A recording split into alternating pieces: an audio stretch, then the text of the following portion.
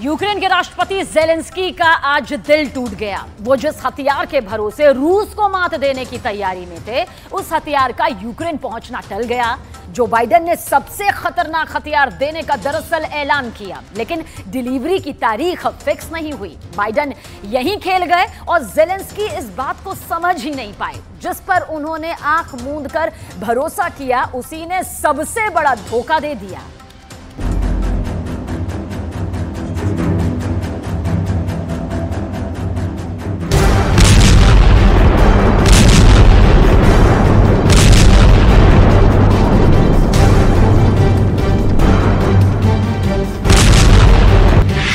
पहला ड्रोन, दूसरा ड्रोन, तीसरा ड्रोन, चौथा, पांचवा, छठा। ना जाने कितने ड्रोन ज़ेलेंस्की ने रूस के खिलाफ दागे होंगे, जिनकी कोई गिनती नहीं है। लेकिन आपको जानकर ताज्जुब होगा कि ज़ेलेंस्की ये ड्रोन मजबूरी में चला रहे हैं। मजबूरी हमले की नहीं, मजबूरी हथियारों की कमी है। ज़ेलेंस्की के पास इन ड्रोनों के अलावा हथियारों का भारी टोटा पड़ गया है। यहां तक कि युद्ध की दशा और दिशा बदल देने के दावे वाला जो हथियार यूक्रेन को मिलना था, वो इस साल तो नहीं ही मिलेगा। अमेरिका का लड़ाकू विमान F-16 2023 में यूक्रेन के एयरपोर्ट पर लैंड नहीं करेगा। यह खबर ज़ेलेंस्की के लिए एक बहुत बड़ा झटका है, आघात है, दुखी कर देने वाली है, क्योंकि F-16 कोई आम फाइटर जेट नहीं।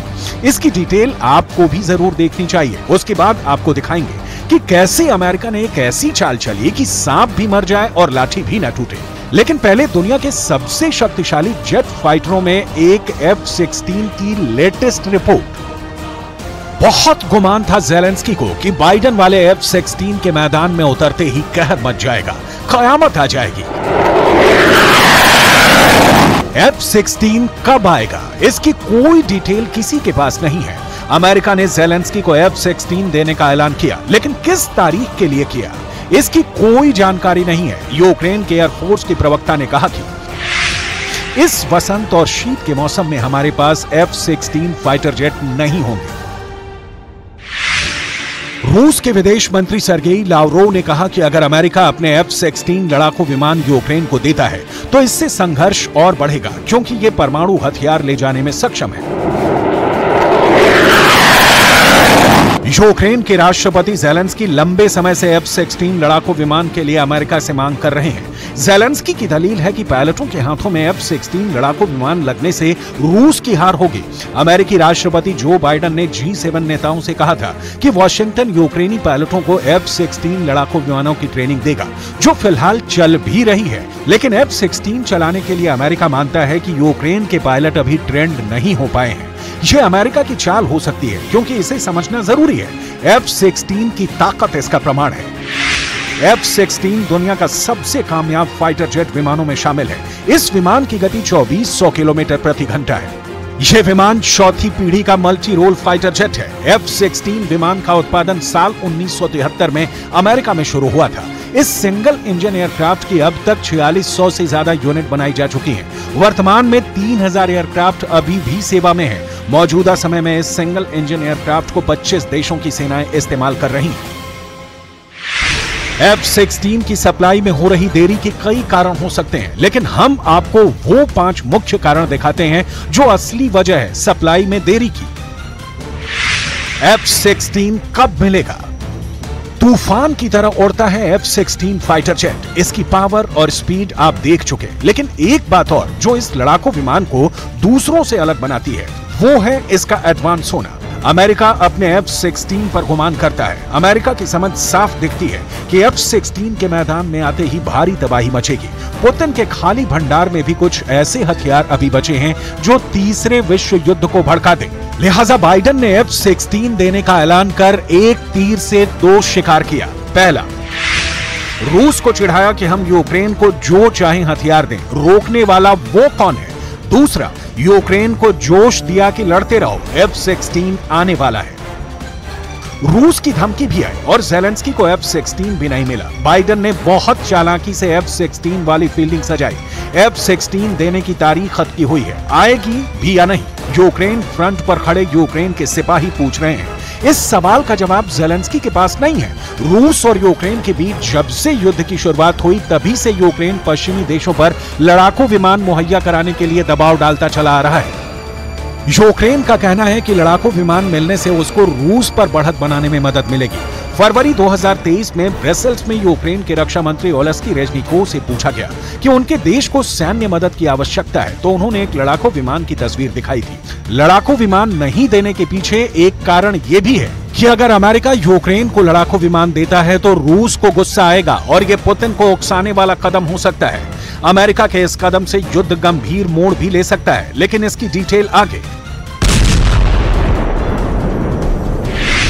अभी F-16 की तैनाती देख लीजिए। अमेरिकी वायुसेना के यूरोप में 2 F-16 एयर विंग है, जहां पर उसने अपने इस विमान को तैनात किया है, जिसमें इटली के एवियानो एयरबेस में 31वां फाइटर विंग और जर्मनी में स्पैंग डॉहेम एयरबेस में 52वां फाइटर विंग शामिल है।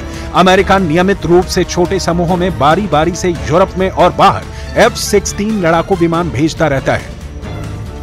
अमेरिका का ये फाइटर जेट कब पहुंचेगा पता नहीं। इस बीच ज़ेलेंस्की के पास जो है वो बचाने में जुटे हैं। सिर्फ डिफेंसिव होकर नहीं, आगे बढ़कर हमले करने की चुनौती है और इस काम के लिए हथियारों की कमी पड़ गई है। ड्रोन के हमले दर हमले की तस्वीरें इसकी तस्दीक करती हैं। क्राइमिया से लेकर मॉस्को तक ज़ेलेंस्की के ड्रोन रूस को डरा रहे हैं। सवाल आप पूछेंगे कि रूस का एयर डिफेंस सिस्टम S-400 इतना कमजोर हो गया कि ज़ेलेंस्की जब चाहे रूस को उड़ा दें, तो जवाब ये तस्वीरें।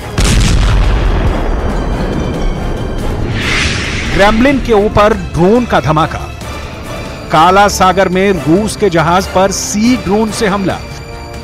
क्राइमिया के कर्च ब्रिज पर अटैक। ऐसी सैकड़ों तस्वीरें आ रही हैं कि ज़ेलेंस्की के ड्रोन जबरदस्त काउंटर अटैक कर रहे हैं, लेकिन सवाल है कि ज़ेलेंस्की के पास क्या ड्रोन ही बच गए हैं हमले के लिए?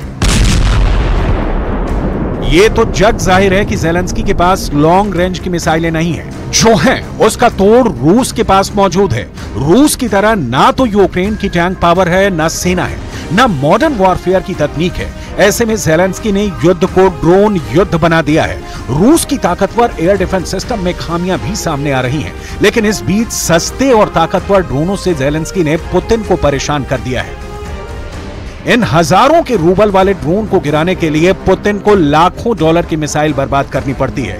देश के प्रतीकात्मक संस्थानों पर ज़ेलेंस्की के ड्रोन हमले से रूस की छवि धूमल हुई है। सुरक्षा पर सवाल उठे हैं। ज़ेलेंस्की का मजबूरी वाला हथियार ड्रोन रूस के लिए काल बन गया है।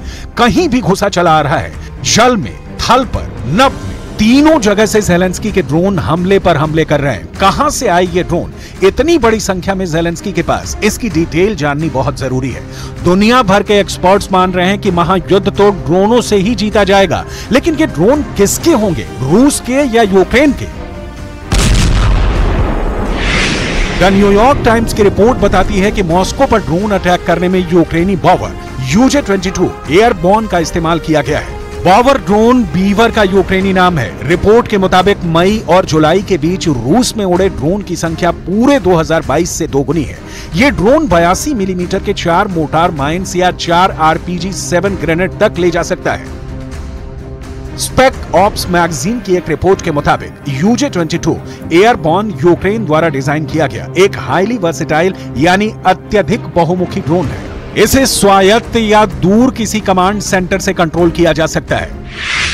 UJ-22 एयरबॉर्न लंबी दूरी के मिशनों को सटीकता के साथ अटैक कर सकता है। यह ड्रोन अधिकतम 800 किलोमीटर तक उड़ान भर सकता है, जो कि मॉस्को यूक्रेन की सीमा से लगभग 600 किलोमीटर दूर है। ऐसे में ड्रोन मॉस्को पर हमला करने में सक्षम है। ये ड्रोन पुश डिजाइन पर आधारित है, जो लंबी दूरी तक हमला करने में कारगर है, क्योंकि इस डिजाइन में प्रोपेलर या इंजन पीछे होता है। इसमें ड्रोन में लगा सेंसर कुछ भी बाधा नहीं डालता है, जिससे ड्रोन का हवा में उड़ना आसान हो जाता है। तो हवा में उछल उछल कर रूस के खिलाफ खतरनाक हमले कर रहे हैं ज़ेलेंस्की के ड्रोन। लेकिन ये ड्रोन ज़ेलेंस्की के पास कितने हैं और कब तक रहेंगे? इसका जवाब राष्ट्रपति ज़ेलेंस्की से सुनिए। Провів сьогодні ставку. Фронтові питання, які важливі зараз. оборонні питання, які важливі стратегічно.